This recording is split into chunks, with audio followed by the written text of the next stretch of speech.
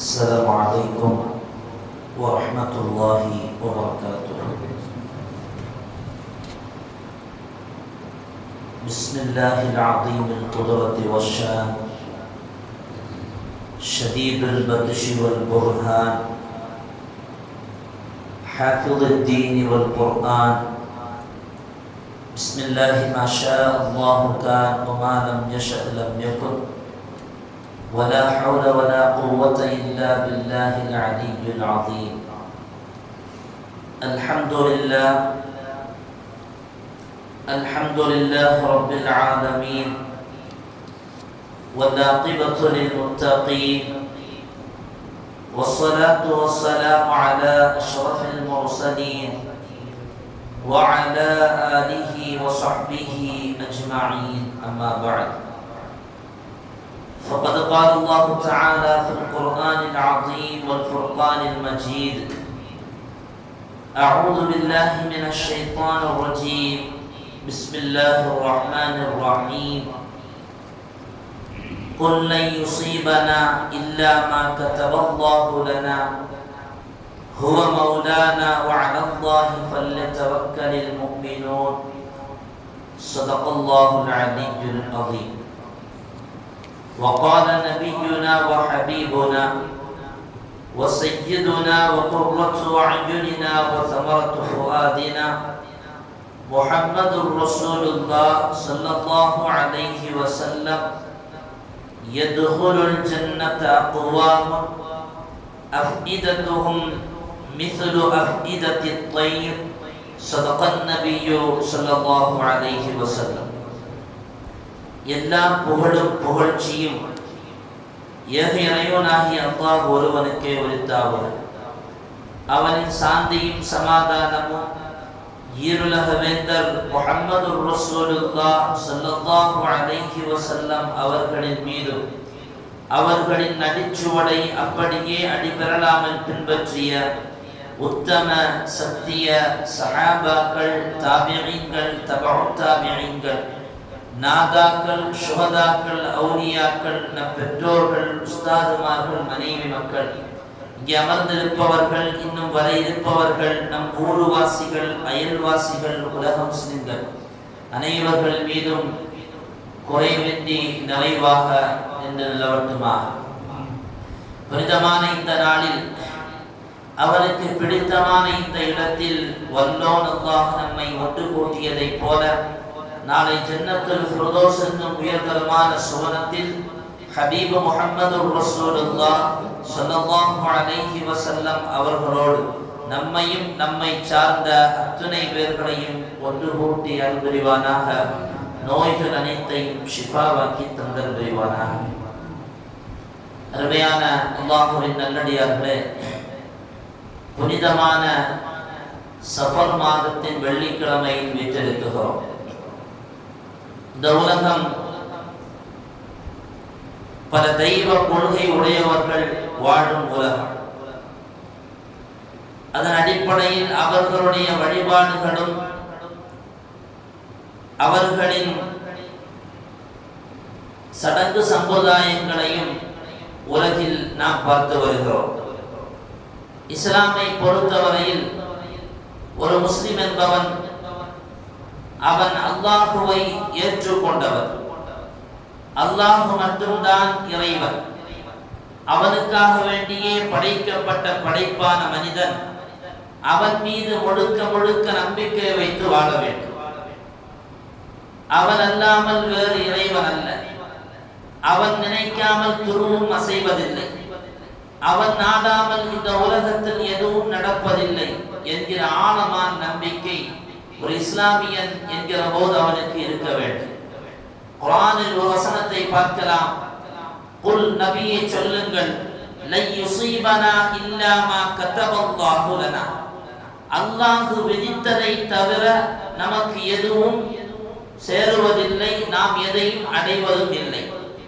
ஹுவ மௌலானா, அவன்தான் இறைவன், அவன்தான் எஜமானன் என்று சொல்லிய ரப்பு வஅலல்லாஹி ஃபல்யதவக்கலில் முஃமினூன். அல்லாஹுவின் மீது நம்பிக்கையாளர்கள் பொறுப்பு சாற்றுவார்கள் என்று அந்த வசனத்தில் அல்லாஹ் பேசுகிறார். இறைவன் மீது முழுக்க முழுக்க பொறுப்பு சாற்றி நம்முடைய அத்துணைக்குமாய் அவன்தான் என்கிற உள்ளுணர்வோடு அந்த வழி தோற்றத்தோடு முழுக்க முழுக்க ரப்புதான் நம்முடைய இறைவன் என்று வாழுகிற ஒரு கடமை அல்லாஹுவை இறைவனாக ஏற்றுக்கொண்டவனுக்கு உண்டு. அப்படியானால் அதனுடைய நேர் எதிர்மறை அவன் அப்படி வாழாமல் இருந்தால் அவன் முஸ்லிம் என்று அவனை சொல்ல முடியாது. முழுக்க முழுக்க ரப்பை சார்ந்து வாழக்கூடிய மனிதன் அவன் மீது தவக்குள் வைத்து வாழ வேண்டும். வரலாற்றில் ஒரு நிகழ்வை பார்க்க முடியும். ஒரு சஹாபி மஸ்ஜித் நபவிக்கு உள்ளாக நடந்து வருகிறார். தொழுகை நேரம் அல்ல. உள்ளே வந்தவருக்கு ஒரு ஆச்சரியம் காத்திருந்தது. ஒரு சிறுவர் அங்கே தொழுது கொண்டிருக்கிறார். சிறுவரை கூர்ந்து கவனித்த அந்த சஹாபி ரொம்ப பயபக்தியோடு தொழுது கொண்டிருந்த அந்த சிறுவர் அவர் தொழுகையை முடித்ததற்கு பின்னால் அவர் பக்கத்தில் போய் சென்று, மகனே நீ யார் என்று கேட்பார். மன்னந்தையா புனைய, அருமை மகனே நீ யார்? அந்த சிறுவர் அப்படியே தலையை நோக்கி வைத்திருந்தவருடைய கண்ணிலிருந்து கண்ணீர் கன்னத்தில் விடுகிறது. திரும்ப அந்த சிறுவர் பதில் சொல்லுவார், நான் ஒரு அனாதை, தாயும் தகப்பனும் இல்லாத ஒரு சிறுவர்.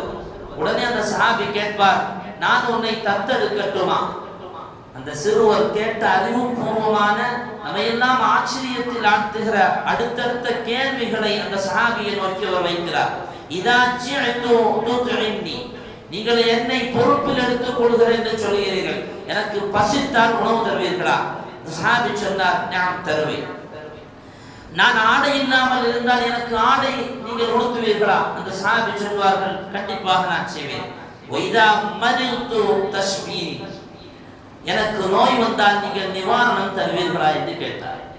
அந்த சஹாபி சொல்வார்கள், லைஸ இலா தாலிக சபீலுன் யா புனைய, அது எப்படி முடியும்? அது இறைவன் தானே தர வேண்டும். அதற்கு நான் எப்படி வழிமுறை தேட முடியும்? வைதா மித்து துஹ்கீனி, நான் மௌத்தானால் எனக்கு நீங்கள் உயிர் தருவீர்களா என்று கேட்டார். அப்பவும் சொன்னார் சஹாபி, லைஸ இலா தாலிக சபீல், நான் எப்படி செய்ய முடியும்? என்னால் முடியாது.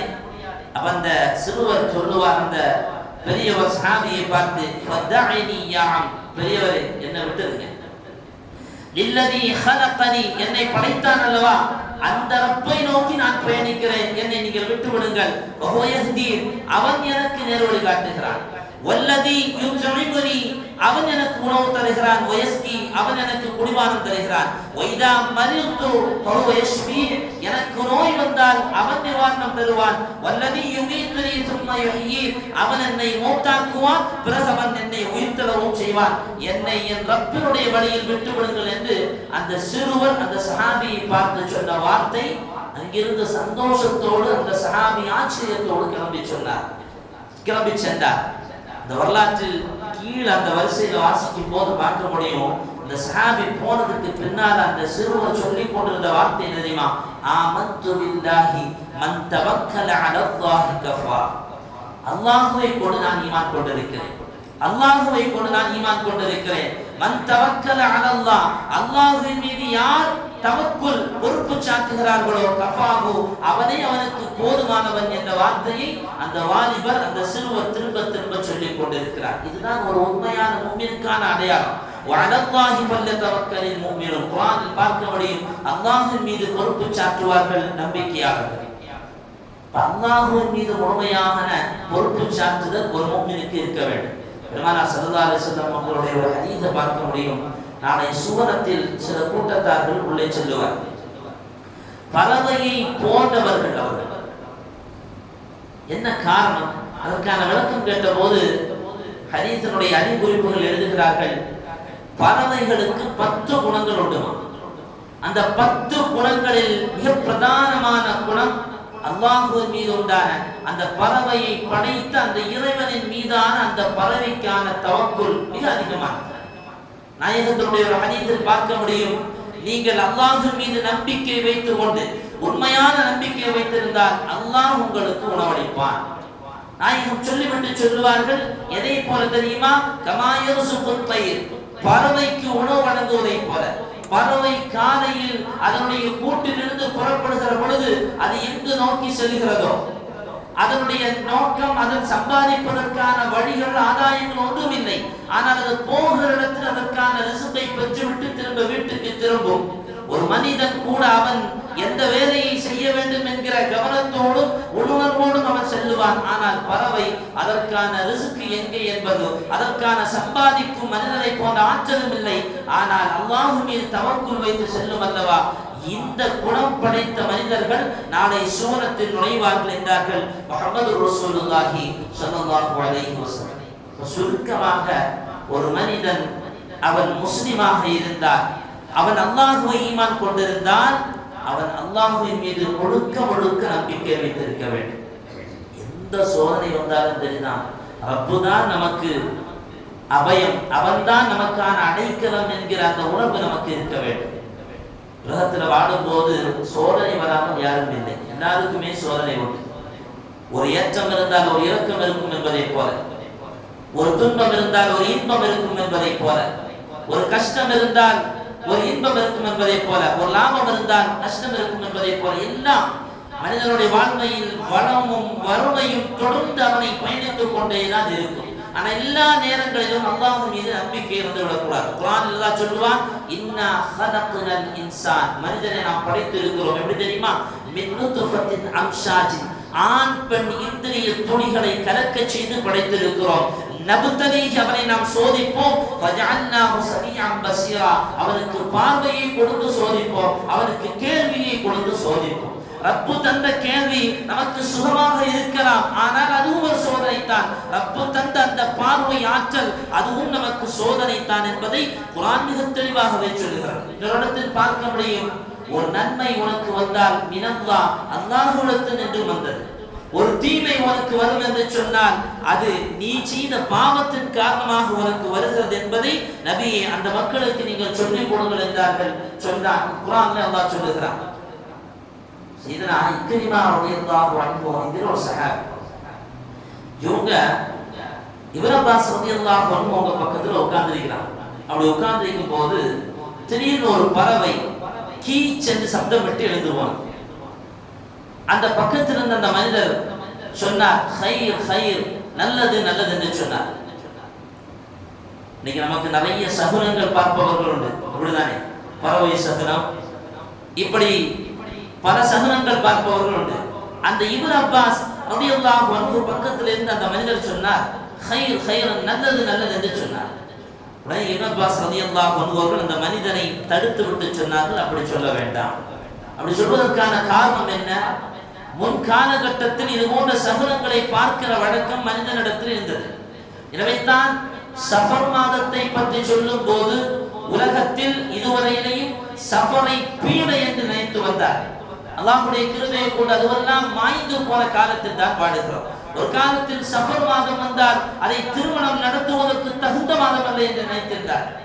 சஃபர் மாதம் வந்தால் நல்லது செய்வது, கொடுக்கல் வாங்கல் செய்வதெல்லாம் ஏற்றுக்கொள்கிற மாதம் அல்ல, எல்லாம் சேதத்தில் நஷ்டத்தில் முடியும் என்று நினைத்திருந்தார்கள். அதுவெல்லாம் துணை தெரியப்பட்டது. அதைத்தான் முஹம்மது ரசூலுல்லாஹ் ஹதீஸிலும் நமக்கு சொல்லித் தருகிறார்கள்.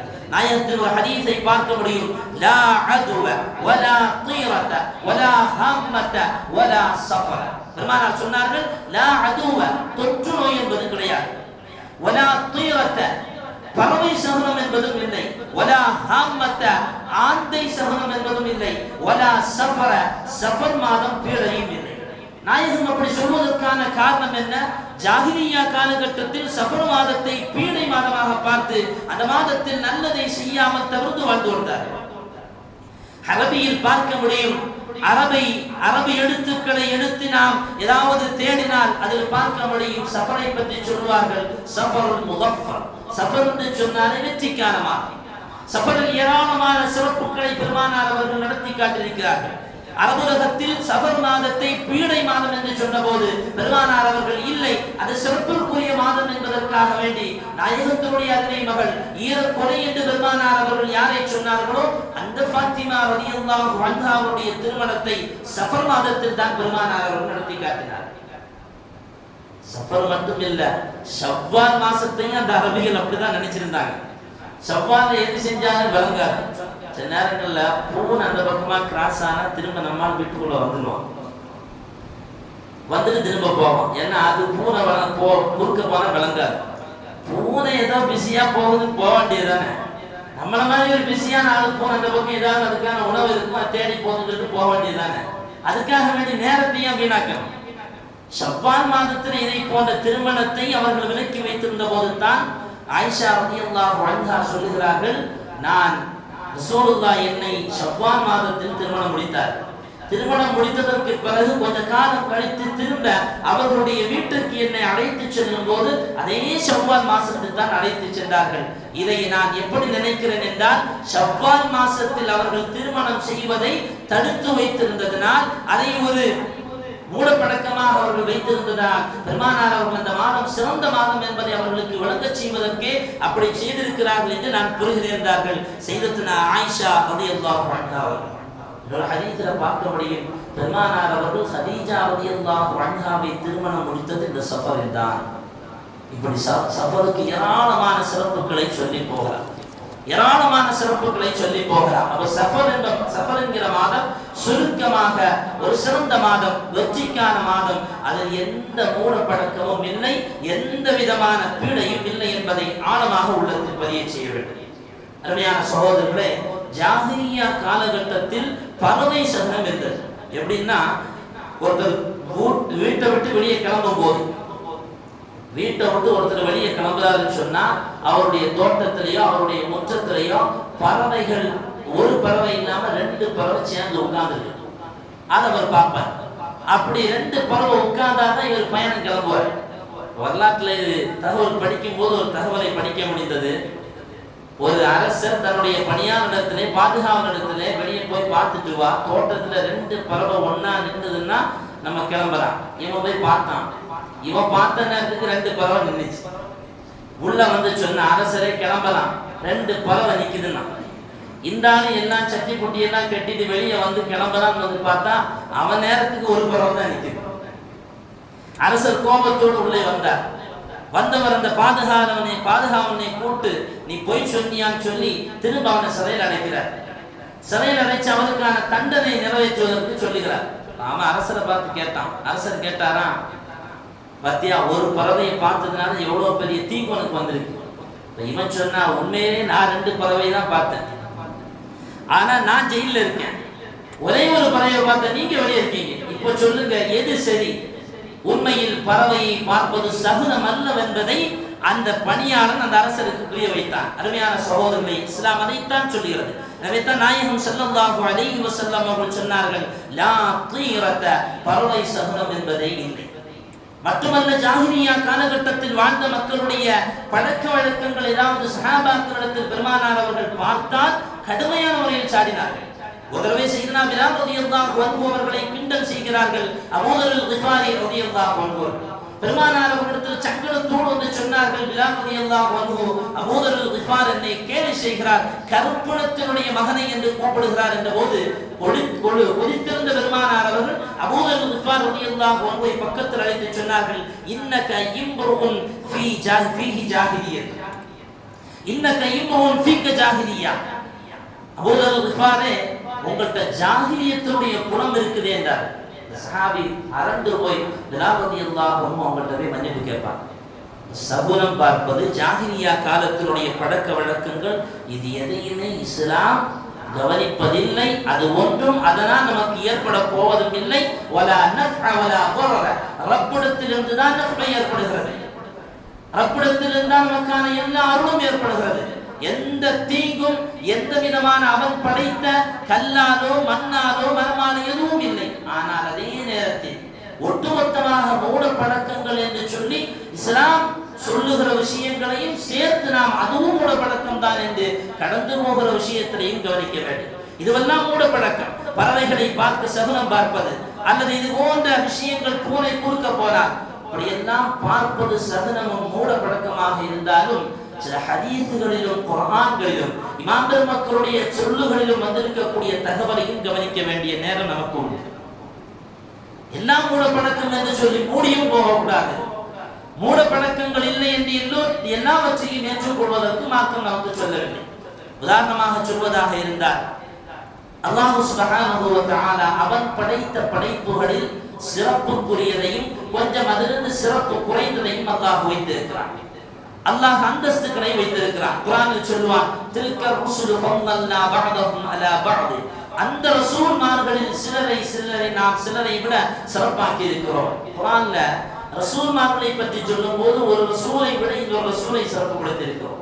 ரசூல்மார்களிலே இவ்வளவு சிறப்பு வைத்திருக்கக்கூடிய ரப்பு நேரங்களிலும் அல்லாஹ் சிறப்பு வித்தியாசங்களை வைத்திருக்கிறான், இடங்களிலும் அல்லாஹ் சிறப்பு வித்தியாசங்களை வைத்திருக்கிறான், நாட்களிலும் அல்லாஹ் சிறப்பு வித்தியாசங்களை வைத்திருக்கிறான். ஒன்றுக்கு ஒன்று சிறப்பை கவனித்து சிறந்த நாட்களில் அமல்களை செய்கிற பொழுது அந்த சிறப்பிற்குரிய நாளை விடவும் சிறப்பில்லாத நாளை விடவும் அந்த சிறப்பிற்குரிய நாளில் செய்கிற நன்மைக்கு அல்லாஹ்விடத்தில் நமக்கு நன்மைகள் அதிகமாக கிடைக்கும். பயணம் செல்லுவோம். ஸல்லல்லாஹு அலைஹி வஸல்லம் அவருடைய ஹதீஸில் பார்க்க முடியும், பெருமானார் அவர்கள் பயணம் செய்கிறதாக இருந்தால் வேலைக்கிழமை தான் போவாங்க. வகான யுஹிப்பு அன் யஹ்ருஜ யௌமல் ஸபீஸ். ஸல்லல்லாஹு அலைஹி வஸல்லம் அவங்களுக்கு தூர பயணம் போகிறதா இருந்தால் அதிகமான விருப்பம் வேலைக்கிழமை ஸல்லல்லாஹு அலைஹி வஸல்லம் அவர்கள் தேர்ந்தெடுப்பார். ரசூலுல்லாஹ்வுடைய சுன்னத்தில் இதை போல சகுனம் பார்க்கிறோம் என்று இதை நினைத்து விடக்கூடாது. நாட்களில் மிகப்பெரிய சிறப்புக்குரிய நாள் வெள்ளிக்கிழமை. பெருமானார் சொன்னார்கள், இந்த வெள்ளிக்கிழமையில் தான் ஆதம் அலைஹிஸ்ஸலாம் அவர்கள் படைக்கப்பட்டார்கள். ஆதம் அலைஹிஸ்ஸலாம் அவர்கள் உபாதாக்கப்பட்டது இந்த வெள்ளிக்கிழமை. இந்த வெள்ளிக்கிழமையில் தான் நாளை சூர் ஊதப்படும். இந்த வெள்ளிக்கிழமையில் தான் மனிதன் உயிர்த்தெழுத்தப்படுவான் கபர்களில் இருந்து. எனவே இந்த வெள்ளிக்கிழமையில் என் மீது நீங்கள் செலவாத்தை அதிகமாக்கிக் கொள்ளுங்கள் என்றார்கள் முஹம்மது ரசூலுல்லாஹ் ஸல்லல்லாஹு அலைஹி வஸல்லம். அப்ப மற்ற நாட்களை விட வெள்ளிக்கிழமைக்கு ஒரு சிறப்பு இருக்கிறது. இன்னொரு தகவல் தெரியுமா? கப்பி தெராப்பி என்று சொல்லுகிறோமே, கப்பி தெராப்பி, ரத்தம் ஹிஜாமா சொல்லுவாங்க அரபியில். இப்படிதான் ஹிஜாமா, ரத்தம் குத்தி எடுப்பது, கொம்பு குத்தி எடுப்பது என்றெல்லாம் சொல்லுவார். ஒரு வகையான பொருளை, கப்பு போன்ற பொருளை வைத்து உடலில் வைத்து அதன் மூலமாக ரத்தங்களை எடுத்து அடுக்கு ரத்தங்களை வெளியாக்குவது, இது ஹிஜாமா. இந்த மருத்துவத்தை செய்ய வேண்டும் என்று இஸ்லாம் நம்மை வலியுறுத்துகிறது. இந்த கப்பி தெராப்பி பற்றி சொல்லும் போது பெருமானாருடைய ஹதீஸை பார்க்க முடியும். வஹ்தஜிமு யௌமல் இத்னைனி வத்துலாத்தா. நீங்க இந்த கப்பி தெராப்பி மருத்துவம் செய்யும் போது நீங்க திங்கட்கிழமையும் செவ்வாய்க்கிழமையும் இந்த மருத்துவத்தை செய்யுங்கள் என்றார்கள் முஹம்மது ரசூலுல்லாஹ். என்ன காரணம்? فإنه اليوم الذي عافى الله فيه أيوب من البلاء. சையதுனா அய்யூப் அலைஹிஸ்ஸலாம் அவர்கள் பட்ட சோதனைகள் கஷ்டங்களிலிருந்து அல்லாஹ் அவர்களுக்கு ஆரோக்கியத்தை வழங்கியது இந்த திங்கட்கிழமையும் இந்த செவ்வாய்க்கிழமையும் தான். எனவே அந்த நாளில் நீங்கள் கப்பி தெராப்பி செய்யுங்கள் என்றார்கள் முஹம்மது ரசூலுல்லாஹி ஸல்லல்லாஹு அலைஹி வஸல்லம். அப்போ ஒரு நாளை விட இன்னொரு நாளுக்கு சிறப்பு. நேரங்களில் சிறப்பு பார்க்க முடியும். சஹர் நேரம் சிறப்புக்குரிய நேரம். குர்ஆனில் பார்க்க முடியும் அல்லவா, இன்ன மினல் லைலி சாஅத்தன். நாயகம் சொன்னார்கள், இரவில் ஒரு நேரம் இருக்கிறது, யுவாஃபிகுஹா அப்துல் முஸ்லிம். ஒரு முஸ்லிமான மனிதன் அந்த நேரத்தில் அல்லாஹ்விடத்தில் துஆ செய்தால் இல்லா அத்தாஹு இய்யா, அல்லாஹ் அவன் கேட்ட நலவை அவனுக்கு கொடுப்பான். இப்ப நேரங்களில் சிறப்பு இருக்கிறது. இந்த ஹதீஸை அறிவிக்கக்கூடிய ஹதீஸுகளை வல்லுநரில் அபூ ஸஹ்ருல் காமிதி ரஹ்மஹுல்லாஹ் அவர்கள் சொல்லுகிறார்கள், நாயகத்தினுடைய ஒரு ஹதீஸ், பாரக்கல்லாஹு லி உம்மத்தி ஃபீ புகூரிஹா. அதிகாலை நேரத்தில் அல்லாஹ் என்னுடைய உம்மத்திற்கு பரக்கத்தை வச்சிருக்கிறான். அந்த நேரத்தில் தான் நல்லா மூடி புதைஞ்சு தூங்குறது. அப்போ இன்னும் 6 மணி ஆயாச்சு, 7 மணி ஆயாச்சு, 7ஆம் வானத்திலிருந்து இறங்கின பாடு இல்லை, நல்லா தூங்குற நேரம். நாயகம் சொல்லுகிறார்கள், அந்த நேரத்தில் அல்லாஹ் பரக்கத்தை வச்சிருக்கிறான். இப்போ இந்த ஹதீஸ் அறிவிக்கக்கூடிய ஹதீஸுகளை வல்லுநர் அபூ ஸஹ்ருல் காமிதி ரஹ்மஹுல்லாஹ் சொல்லுகிறார்கள், நான் இந்த ஹதீஸை நன்றாக புரிந்து கொண்டு நான் இந்த நேரங்களில் வியாபாரம் செய்ய துவங்கினேன். அப்படி வியாபாரம் செய்ய துவங்கியதினால் அல்லாஹ் எனக்கு பொருள் வளத்தை தந்தார். எவ்வளவு தூரம் தெரியுமா? ஹத்தா லா யத்ரி ஐன யதஹா. அந்த நேரத்தில் எனக்கு உருவான அந்த பொருளாதார வளத்தை எங்கே கொண்டு போய் வைக்கிறது தெரியாத அளவுக்கு அல்லாஹ் எனக்கு பொருள் வளத்தை தந்தார். ஒரு ஹதீஸையோ ஒரு ஆயத்தையோ ஒரு நல்லவர்களுடைய வார்த்தைகளையோ கேட்குகிற பொழுது அதை அப்படியே உணர்ந்து அதை நம்பி செயல்படுகிற பொழுது அல்லாஹ் அதில் மாற்றத்தை வைத்திருப்பார். அதைத்தான் அபூ ஆமித் ரஹ்மஹுல்லாஹ் அவர்கள் நமக்கு சொல்லித் தருகிறார்கள். அப்ப நேரத்தில் அல்லாஹ் பரக்கத்தையும் அல்லாஹ் வித்தியாசங்களையும் வைத்திருக்கிறார். இடங்கள் அல்லாஹ் வித்தியாசம் வச்சிருக்கிறார். ஒரு சஹாபி ஸல்லல்லாஹு அலைஹி வஸல்லம் அவங்கள்ட்ட கேட்பாங்க, யா ரசூலல்லாஹ், இன்னா குன்னா ஃபீ தாரி. நாங்கள் ஒரு ஊர்ல ஒரு வீட்டில் இருந்தோம். அந்த வீட்டில் இருக்கும்போது எனக்கு அதிகமான பொருளாதார வளம் இருந்தது. நாங்கள் நிறைய பேர்கள் அந்த வீட்டில் இருந்தோம். நாங்கள் அந்த வீட்டில் இருந்து மாறி வேறொரு இடத்துக்கு போன போது பொருளாதார சீரழிவுகள் சந்திக்க நேர்ந்தது. எங்களில் இருந்தவங்க சில பேர்கள் மௌத்தாகி விட்டார்கள். இப்படி எல்லாம் அந்த சஹாபி ரசூலுல்லாஹ் சொன்ன போது பெருமானார் சொன்னார்கள், ஃபதரூஹா தமீமா, அந்த இடத்தை விட்டு நவுண்டு போயிருங்கண்ணா, வேற இடத்துக்கு தாமசத்துக்கு போயிருங்கண்ணா. பூமியில எல்லா இடமும் ஒரே இடம் அல்ல, மற்ற இடங்களை கவனித்து பள்ளிக்கு தனி சிறப்பு உண்டு. உலகத்தில் இருக்கும் எல்லா பள்ளிவாசல்களையும் கவனித்து பைத்துல் முகத்தஸிற்கு ஒரு மதிப்பு உண்டு. பைத்துல் முகத்தஸை கவனித்து மஸ்ஜிதுன் நபவிக்கு ஒரு கண்ணியம் உண்டு. மஸ்ஜிதுன் நபவியை கவனித்து பைத்துல்லா என்று சொல்லப்படுகிற கஅபத்துல்லாவிற்கு தனி சிறப்பு உண்டு. உலகத்தில் எல்லா இடமும் ஒன்றல்ல, ஒன்றை விட ஒன்றை அல்லாஹ் சிறப்புப்படுத்தி அல்லாஹ் அதற்கான சிறப்புகளையும் அந்த நேரங்களில் செய்கிற அமலுக்கான மதிப்பையும் அல்லாஹ் நமக்கு தந்திருக்கிறார். சுருக்கமாக மூட பழக்க வழக்கங்கள் என்று சொல்லி இஸ்லாம் சொன்ன விஷயங்களையும் சேர்த்து நாம் இல்லாமல் ஆக்குவது, அந்த விஷயங்களிலும் மூட நம்பிக்கை என்பதை தள்ளிவிடுவது என்பது அது மாற்றத்தில் அனுமதிக்கப்பட்ட விஷயம் அல்ல. ஒன்றும் இல்லை, முருங்கை மரம் முற்றத்தில் நின்றால் அது ஆபத்து என்பார்கள் பண்டைய காலத்தில். முருங்கை மரத்தை வீட்டினுடைய முற்றத்தில் வைக்காதேம்பாங்க. எதனால? முருங்கை மரம் பலம் இல்லாத மரம். அதுல பிள்ளைங்க ஏதாவது ஏறி நின்றா சில நேரங்கள் அதில் இருக்கக்கூடிய கிளைகள் ஒடிந்து விழுந்து பிள்ளைகள் கீழே விழுந்து காயம் ஏற்பட நேரம். எனவே முருங்கை மரத்தை முற்றத்தில் வைக்காதேம்பார்கள். இன்னைக்கு அதை சொன்னா அது மூட நம்பிக்கை என்பான், அது மூட நம்பிக்கை என்பான் மனிதன். அதே போல இரவு நேரங்களில் ஆயுதங்களை வீட்டுக்குள்ளால் எடுத்து சொல்ல வேண்டாம் என்பது பண்டைய கால சொல்வழக்கு. ஆனால் அதை இன்றை மக்கள் அதை மூடப்பழக்கம் என்கிறார்கள். உண்மை தகவல் தெரியுமா? பண்டைய காலத்தில் மின்சாரம் இல்லாத காலத்தில் அந்த பொருட்களை எடுத்துக்கொண்டு வீட்டுக்குள்ளால் செல்லும் போது யார் மேலேயாவது பட்டு காயம் ஏற்படும். எனவே நீங்கள் ஆயுதங்களை எடுத்துக்கொண்டு இரவு நேரங்களை வீட்டுக்குள்ளே போக வேண்டாம் என்கிறது இன்றைய பண்டைய காலத்தினுடைய சொல்வழக்கு. இது போல சில விஷயங்களை கேள்விப்படும் போது அதை நம்முடைய புத்திக்கு ஒத்துவாக்கும் போது கூட பழக்கம் போலையோ அல்லது ஒன்று உண்மை தகவல் அல்ல பொய் என்று நமக்கு உனக்கு தெரியுமையானால் அது சம்பந்தமாக ஆராய வேண்டும். உண்மை தகவல் என்ன, உண்மையில் அதில் இருக்கக்கூடிய கருத்து என்ன, ரகசியம் என்ன என்பதை புரிந்துவிட்டு பேசினால், அருமையான சகோதரர்களை, இது போன்ற நன்மைகளை செய்கிற நேரங்கள், நன்மைகளை செய்கிற நாட்கள், நன்மைகள் அதிகமாக வழங்கப்படுகிற இடங்களை போன்ற சிறப்புகளையும் புரிந்து கொண்டு செயல்படுவதற்கான வாய்ப்பு ஏற்படும். சுருக்கமாக சஃபரை பொறுத்தவரையிலையும் அது ஒருபோதும் பீடை அல்ல.